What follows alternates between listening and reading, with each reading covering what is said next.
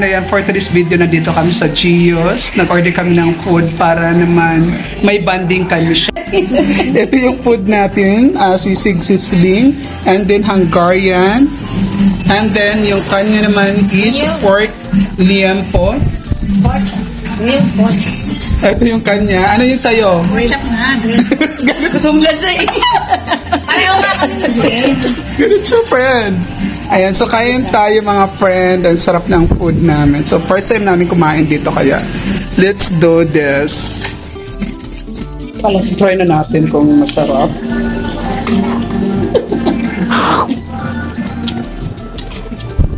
Ang init ng serving dito kaya talagang ano, ang sarap kumain. Wow! Yun, ang sarap ng sisig. Walang bote katulad ng ibang matatikmang kong sisig na matigas yung kanyang balat.